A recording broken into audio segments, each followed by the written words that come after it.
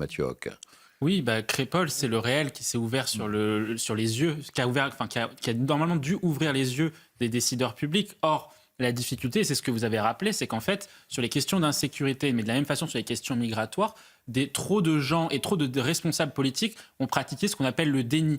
Or, le déni sur les questions de sécurité, ça crée de l'inaction. Et l'inaction crée de l'impunité. Et c'est pour cela aujourd'hui que les familles françaises qui respectent la loi, qui respectent l'ordre, ne comprennent pas pourquoi tous les élus de la République ne soutiennent pas des choses qui sont simples, à savoir des mesures davantage en faveur de la sécurité. Le fait qu'aujourd'hui, l'État français s'est complètement désarmé sur les questions de sécurité et laisse agir en toute impunité les criminels. Le problème, et le gros problème qu'on a sur les questions de sécurité notamment, c'est que la France dépense moins de 5% des dépenses, en gros 200 milliards de dépenses pour les questions régaliennes, donc défense, sécurité et justice, mais elle dépense 900 milliards sur le social. Or, le problème de ce différentiel, c'est qu'aujourd'hui, vous pratiquez ce que vous avez appelé la culture de l'excuse. C'est-à-dire que des gens, notamment de gauche, ceux qui ont écrit ce livre notamment, pensent que parce qu'il y a des pauvres, il y a de la délinquance. À partir du moment où on pose ce diagnostic qui est faux d'un point de vue de politique publique, on n'arrivera jamais à enrayer les questions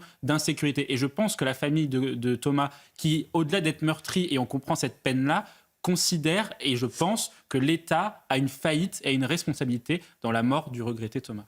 Un dernier mot, Luc, sur le sujet. En deux mots. Dernier mot.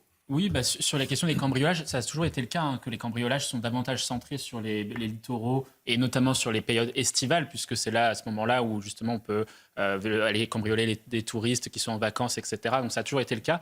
En revanche, moi, ce qui m'a beaucoup marqué, c'est sur la question du narcotrafic. Vous rappeliez les chiffres. Moi, je pense qu'il y a effectivement un problème de moyens, vous l'avez très justement souligné, mais il y a aussi un problème culturel dans notre pays. C'est-à-dire qu'on a trop souvent, par l'idéologie de l'excuse, excusé les délinquants au profit, au détriment finalement des victimes. Et le problème qu'on a, par exemple, c'est qu'on a finalement des grands totems, des mensonges en fait, un peu d'une certaine façon. Par exemple, on va expliquer que la France est un pays qui est ultra répressif en termes de narcotrafic. Mais quand vous regardez les chiffres sur le narcotrafic, moi je prends un chiffre tout simple, c'est le nombre d'incarcérations en France par rapport à l'Allemagne sur les faits de narcotrafic. En France, c'est 13%, en Allemagne, c'est 15%. Donc la France n'incarcère pas plus que dans les autres pays européens sur la question du narcotrafic. Et on pourrait démultiplier les sujets. À un moment donné, il faut arrêter de dire que la France est un pays répressif, mais c'est absolument pas le cas. Il faut plutôt, parce qu'en fait, ça permet de ne pas dire les vrais problèmes et de ne pas amener les bonnes solutions. Et je pense que c'est ça qui tue notre pays, c'est la question culturelle et le rapport qu'on a au niveau politique vis-à-vis de l'insécurité. Luc, un dernier mot. Oui, il n'y a pas que la question du laxisme, il y a aussi la question des moyens. Il faut savoir qu'en France, on est sous-développé en termes de moyens pour la justice. Et que là où on met 1 point en France, les Allemands mettent 2 points. Et là où on met 1 point en France, les Italiens...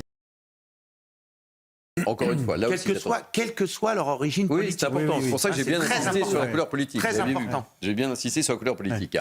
Mathieu, très rapidement. Tout à fait d'accord avec ce qui vient d'être dit sur les jeux vidéo. Je pense qu'on peut jouer aux jeux vidéo, que ce soit des jeux même violents, et ne pas tomber dans la délinquance. Moi, je pense que dire cela, ça fausse, on va dire, le diagnostic.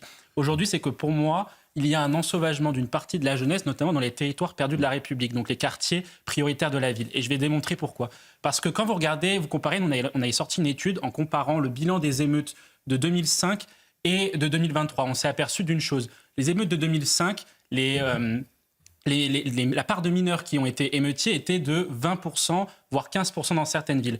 Or, en 2023, donc les émeutes de l'été 2023, cette part de mineurs a augmenté, elle est de l'ordre de 55%.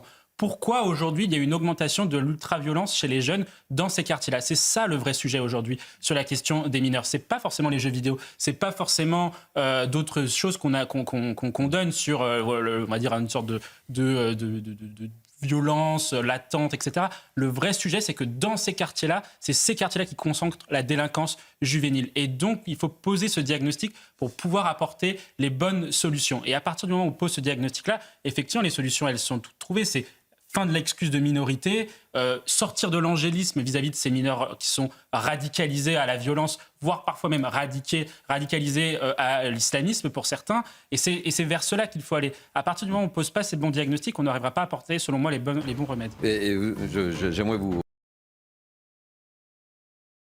effectivement des enquêteurs et des investigateurs.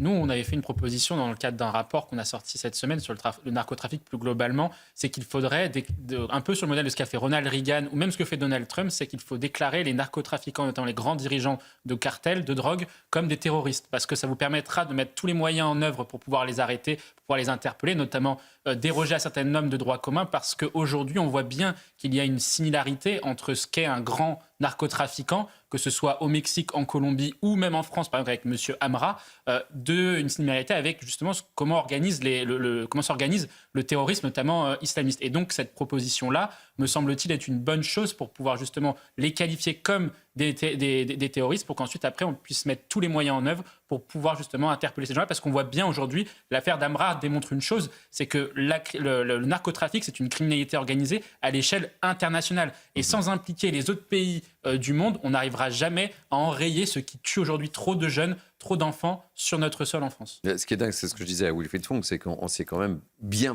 planté sur le profil d'Amra. Il n'était même pas dans la liste des plus grands narcotrafiquants en France. Quand on voit l'issue de l'enquête,